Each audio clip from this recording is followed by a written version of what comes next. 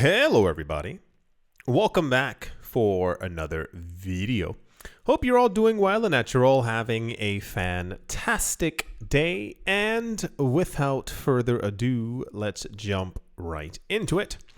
South Korea is taking steps to tackle the uptick in what they call criminal activities linked to crypto by launching a specialized investigation unit. If you missed it before, I'm not sure how you did it, but years ago, I've mentioned this like 17 times this year already, Japan and South Korea ruled the cryptocurrency markets roughly around good old 2017. And I mean, as far as trading volume, they nearly had all of it. They actually decided where a lot of the coins' prices were going as they were pumping tons of volume into it. By the end of 2017, 2018, we heard from a number of different countries that they were thinking about banning cryptocurrencies because they had gotten too huge. South Korea was one of them. South Korea and Japan, roughly around the exact same time, announced not only a ban, but then subsequently not a ban, and then regulations and trying to get everything under control. And this is where we hear and have heard from that there are a number of countries who only, air quotes, allow a certain amount of cryptocurrencies that are legal within their borders.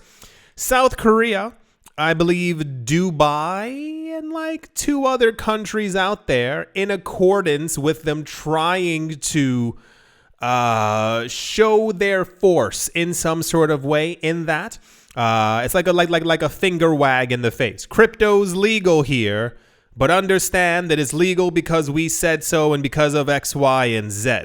A number of countries, and this is why I said Dubai, have recently created their own like digital task force. You might remember there were 2 or 3 countries who created their own like digital online police force units. I don't know what to call these things that basically exist only within the metaverse. I talked about it before. I was going to say lightly, but heavily made fun of it, because it just doesn't make a lot of sense. Exactly which metaverse are you going to be policing and at what given time and why? Can people not say what they want to say? Can they not do what they want to do? Not only in a physical setting, but also in a digital one.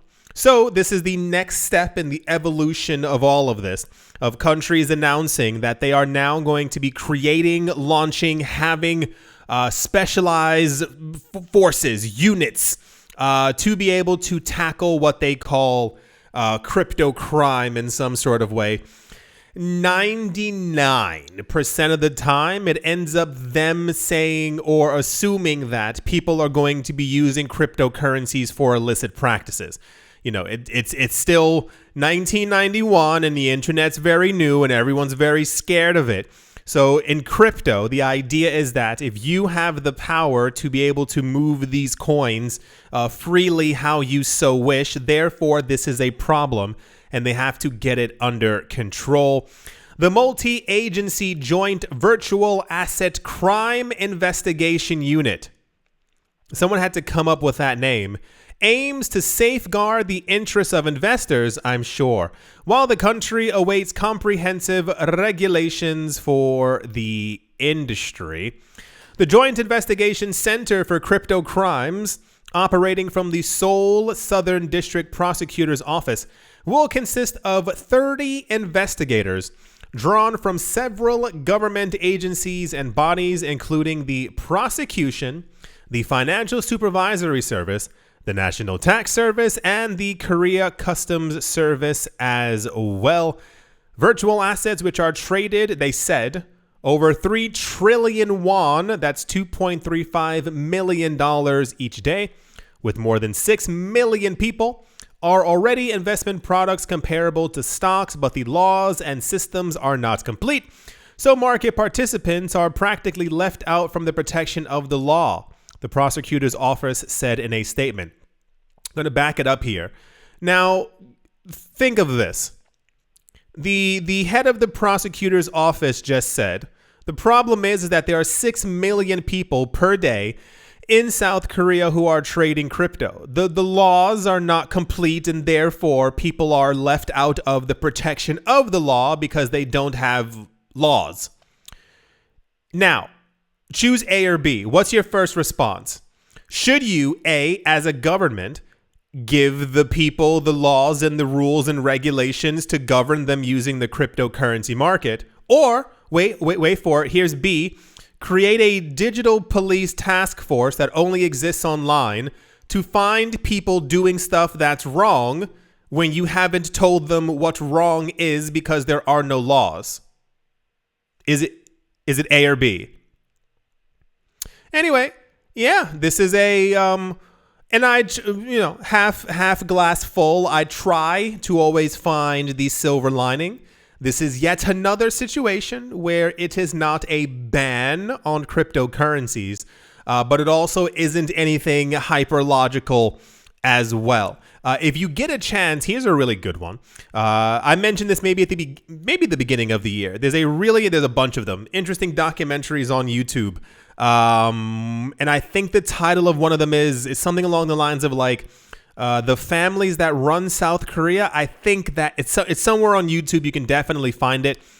I think they're called the Chaebols, Chaebols. Basically, they are more powerful than life itself in that country. And I wonder a lot of times I wonder to like what extent these laws, like what they are meant for, where they come from. And also, just to be completely real with you, like how much these rich families are also spending on crypto. I just assume a lot. I have a lot of questions for a lot of things. Anyway, cool. That's another country who's talking about not regulation, but regulating through a task force. Maybe just give the rules and regulations, and then a year later, if no one has followed them, then you can make the task force because you see that the rules aren't working. Anybody else with me? No one? Okay, I see a couple hands in the back. That's the South Korea news. And yeah, let's move on. Also you know what? Sure. Why not? The Terra Luna Classic community, it says an active group of supporters and developers, good job, is currently embroiled in a debate over the allocation of 800 million USTC tokens linked to something called the Ozone Protocol. This contentious discussion emerged due to concerns about the deviation of the Ozone Protocol project from its proposed development plan. A prominent member, whose name is literally Vegas, wow, has proposed two potential courses of action for these tokens: return them to the Terra Classic community pool, or send them to a burn address and destroy the coins forever. Here's a little tweet right here. Nope, that's not even it. That is something completely different. That is something from Times Tabloid. Sure, why not? Vegas, formerly part of the ex-Terra Rebels developer group. That sounds like something from like a Mad Max movie, the ex-Terra Rebels. Okay. Has taken the initiative to bring this matter to the forefront. He believes that the 800 million USTC tokens should be reabsorbed into the Terra Classic community pool because the Ozone Protocol project has failed to adhere to the proposed development plan. I wish I understood what more than half of that sentence meant. Additionally, Vegas requests ongoing support from the community fund to underwrite Ozone indefinitely, unless an alternative counter-proposal gains traction. So what this sounds like to me is, here's a tweet. There we go. What this sounds like to me is that there's USTC sounds like a stable coin. I assume that's a Terra Classic US dollar stable coin. There's 800 million of it. People want to burn it, I assume, to make it more valuable or to make Terra Luna Classic more valuable, but something called the ozone layer is stopping that from happening because they didn't allegedly do what they said that they were going to do, and now Vegas is trying to... Remember the olden days when we just had like normal Terra Luna Classic news where it was like, hey, let's burn 900 bajillion of it and all that other stuff like that. There's a now correct me if I am incorrect. there's a lot of really weird internal fighting from a lot of different projects. I've seen Cardano people fighting against other Cardanos, like constantly, like screaming about other things. But I mean, to be fair, it's also happened with Bitcoin maximalists, like depending on, everyone wants to show how maxi they really are with their proposals and the things that they kind of put forth. But sure, why not? As long as the 800 million tokens don't devalue the rest of the community pool, why not put them back? Maybe sprinkle them on a couple of users. I'm sure, 1,000 people would not be mad with $8,000. Or no, isn't even more. Would it be 80,000? I can't count. Anyway, that's Vegas is talking about the ozone layer and some type of a Terra Luna Classic. Okay, all right. I was gonna be a smart aleck, but okay, all right. Let's move on. Also in the news, so remember this was like 2 or 3 days ago. For some unknown reason that I don't think has an answer. After the ruling that we got on the Ripple XRP versus SEC lawsuit case that we got, there's for some reason an avalanche of news, and I can say the word avalanche because it's been like more than 40 times already, where people are writing and or discussing that things are happening with Ripple and XRP only after the ruling from the judge, as in nothing good is happening for Ripple. Oh, snaps. Look, we won the lawsuit. Now all these things that are happening after are only because of the winning of the lawsuit. This has been a really weird trend, and nearly all the news surrounding Ripple and XRP for some reason has a blurb somewhere that things are now getting better for Ripple everywhere else around the world because of the lawsuit.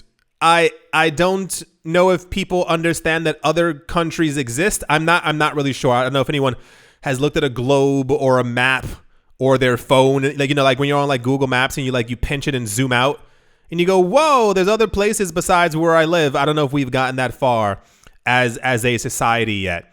It says a week after XRP got regulatory clearance in the United States, Liechtenstein Crypto Assets Exchange, LCX, a crypto trading platform under European regulation, I would assume so because they're in Europe, has enabled XRP trading. Well, isn't that crazy? I assume this has only happened because of the lawsuit that happened within the United States, and therefore Liechtenstein is now able to list the coin. That's like saying like in Shibuya, someone decided to buy some XRP and therefore now in Canada it's like legally tradable. The move marks a significant development for the platform as it seeks to expand its offerings to cater to a growing user base. The exchange announced the development via a series of tweets, highlighting its status as an all-encompassing, regulated, and secure blockchain ecosystem reshaping the landscape of cryptocurrencies. I mean, hold your horses there. Like, you listen, like you're not reinventing the wheel or the blockchain. Like, you just listed XRP. Like, cool it a little bit. Here's a tweet for it right here. Per the announcement, the exchange has listed XRP against the US dollar coin. I think that's Coinbase's coin, the euro, obviously, and its native token of the exchange known as LCX. The exchange sees the inclusion of XRP as an avenue for its users to expand their flexibility and diversity, as they can now access these trading pairs as well.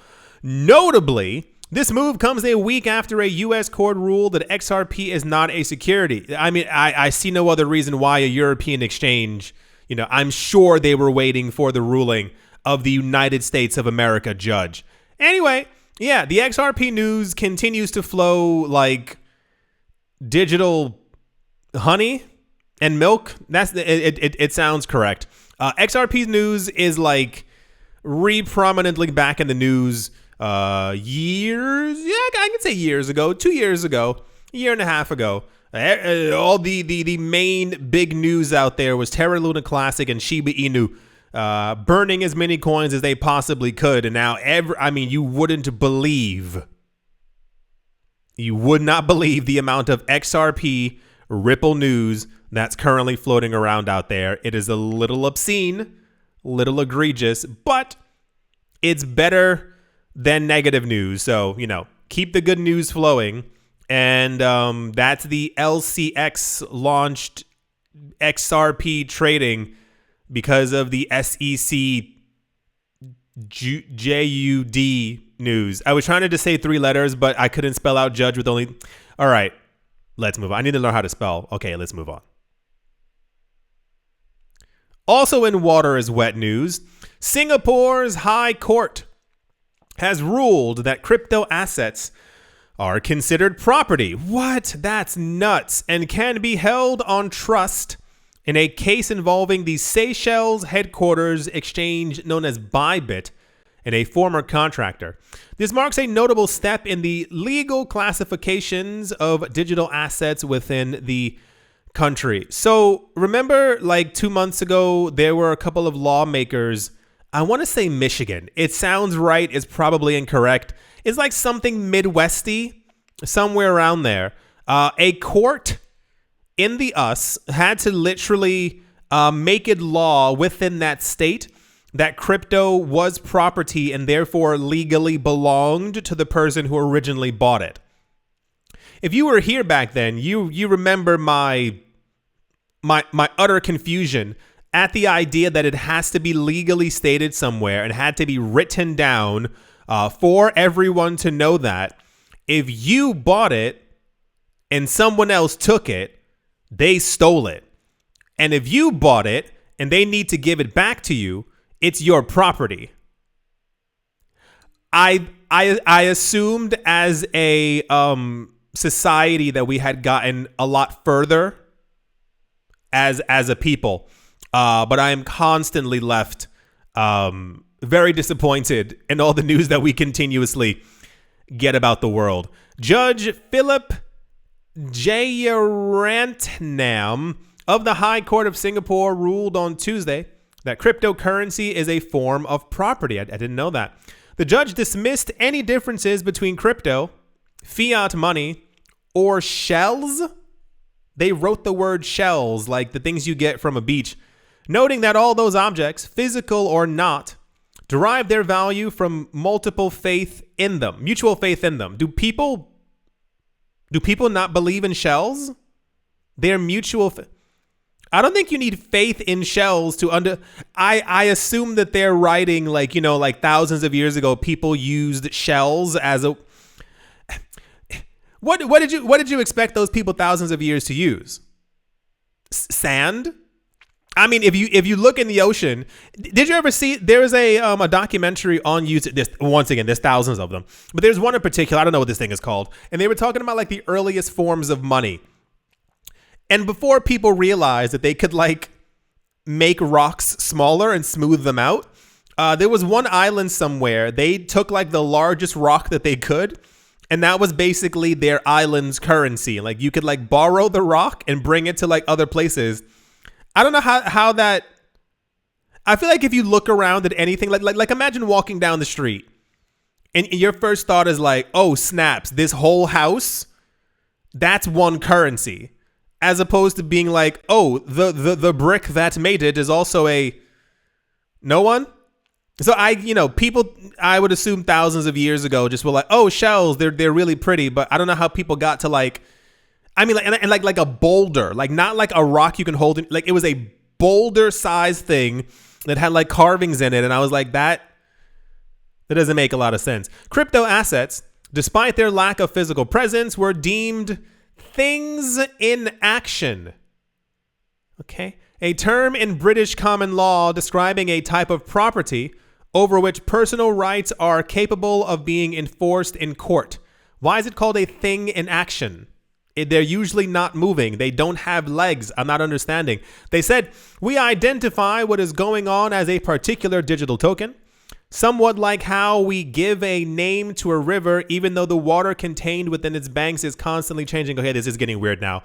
So anyway, this was actually popular news. I'm not sure if it's because Singapore is just full of money and rich people, or if it's because someone was like, oh my gosh, like they're not using shells anymore in Singapore. People can now use crypto as a form of property. I guess I appreciate in some sort of way that this is now legally on paper. Is it on paper? Maybe it's written on a seashell or a huge rock, but sure, you go for it, Glen Coco, because I feel like this should, you know what I mean? Like, just as a society, we should be further along than if you bought the oranges and I took the oranges. Well, therefore, the oranges aren't mine. They belong to you. We have to say this for crypto as well. Like, because crypto's not that weird. Like, people try to act like crypto's something's very, like, abstract. When you go to your online banking, you know that you're not looking at, like, paper money, right? Like, you're looking at numbers on a screen. So it's kind of the... Anyway, that's the Singapore has declared that crypto is property. I'm glad they got there. I'm glad they... I guess it took them a while, but, you know, better shells than never. That was terrible. That's the Singapore news. And yeah, let's move on.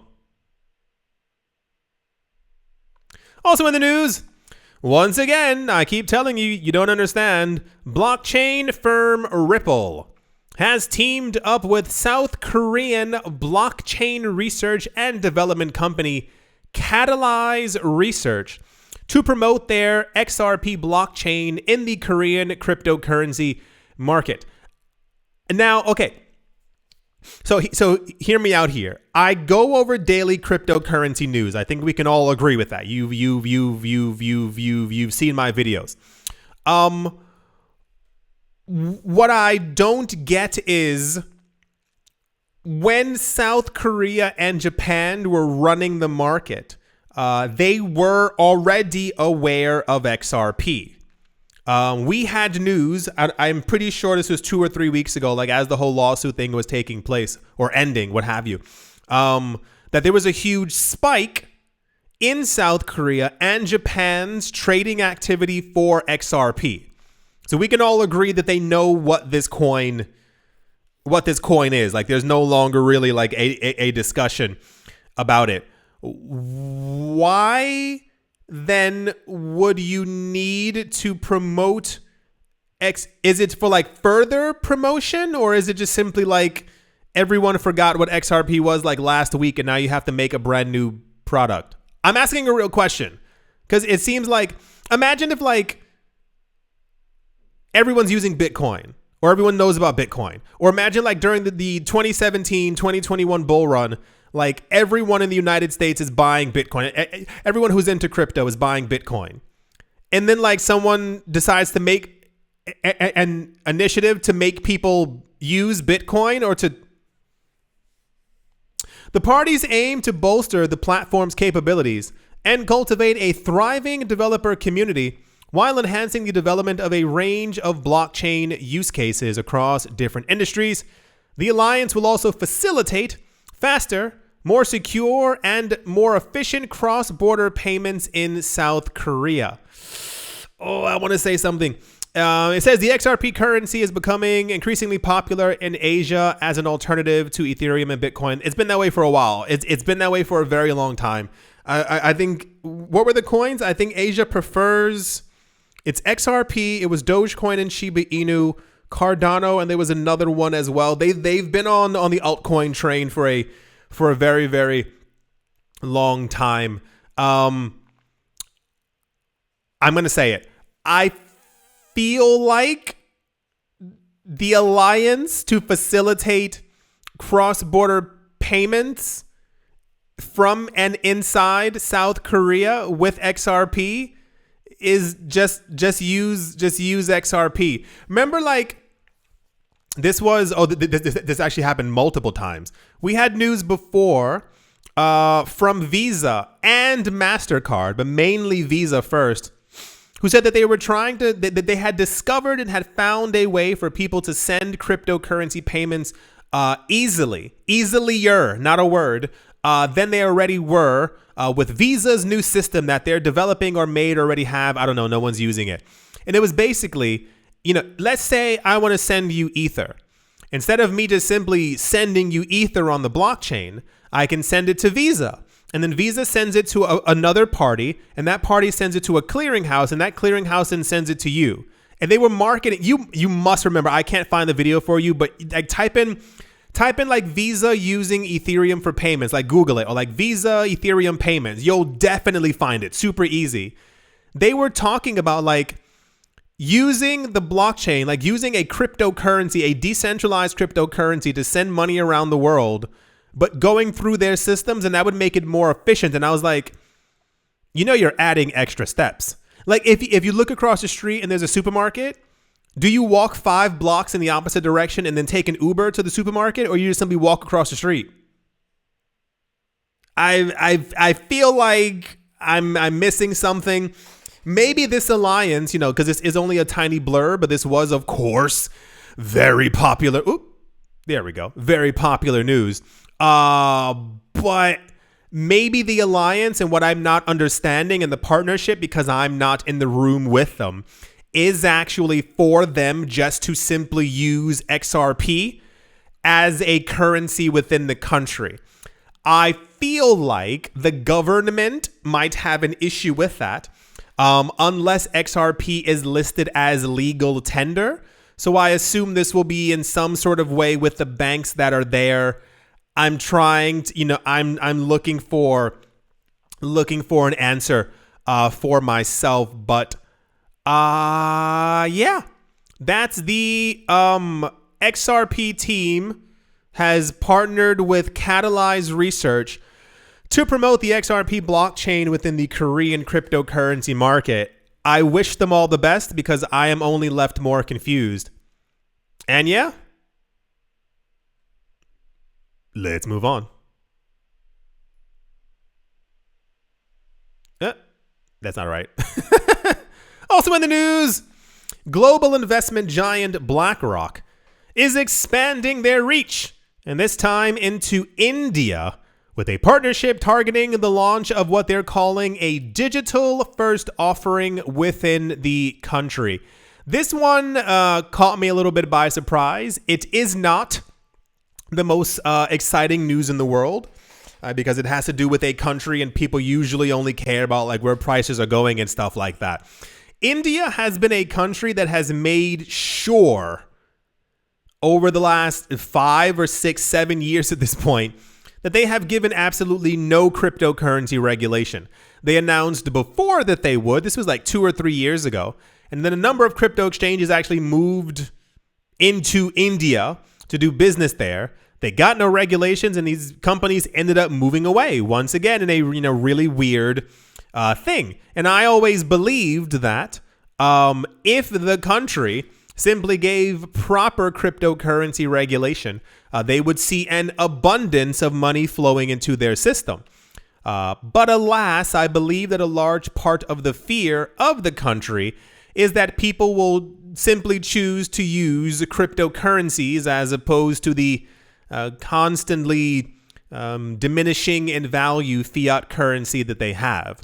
So imagine my surprise once again when all these other companies have left India, no longer have any prospects of doing business there, that BlackRock would have expanded into the country with this proposal.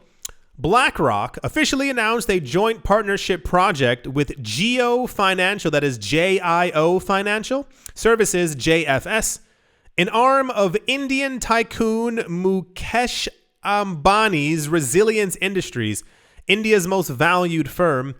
The companies each plan to invest $150 million into the joint venture. Named Jio BlackRock, the project aims to provide tech-enabled access to affordable, innovative investment solutions to millions of investors in India. The announcement reads, the venture will utilize BlackRock's, it says expertise. I mean, it's not really expertise when you control everything. It's kind of just you, and talent and investment management tech access, operations, scale, and multiple intellectual capital. The announcement said, JFS will in turn contribute to local market insights as well as digital infrastructure and execution capabilities. The partnership will include a new player in the Indian market with a unique combination of scope, scale, and resources. So it keeps on going.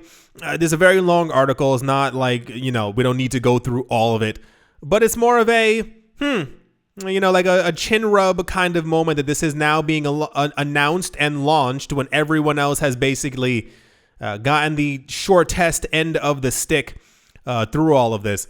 I wonder what it actually means, like what this... I think a lot of times we get news that sounds crypto-y and blockchain-y, and a lot of people assume that it is just to bolster and or increase the power of the cryptocurrency market. And I don't doubt it, but a lot of times I do, this is also BlackRock. They also deal in their best interest. We mentioned before in another video, India looks potentially poised to become the largest economy on the planet in the next 10 or 20 years. So I assume that this is why this is being done. But, cool. BlackRock's in the news once again. They were also in the news a couple of days ago. They're constantly, I want to say expanding, but you can't expand when you own everything. But cool. Let's see exactly where this ends up going. I lost faith years ago in India giving proper cryptocurrency regulations because we even saw they weren't internal documents, but it was basically like higher ups in the country announcing on TV and during discussions that they didn't like crypto because they knew that it would be favored over fiat currencies, and they were afraid that could have a negative effect on their economy, which it would. I would easily choose a cryptocurrency that fluctuates in value over a paper currency that continues to hyper devalue itself every single year. But difference of opinions. That's the BlackRock is moving into Indian news with a digital first offering news. And yeah, let's move on. As always, a very special thank you to my Patreon supporters, Jimmy Jim, American Crypto Academy, Bodie McBoatface, Sam Ratter, Dotha Diddy, Manny Cryptos, Crypto Gambino, Auspicious Agile and Blockchain, Jamie Saad, and let's move on.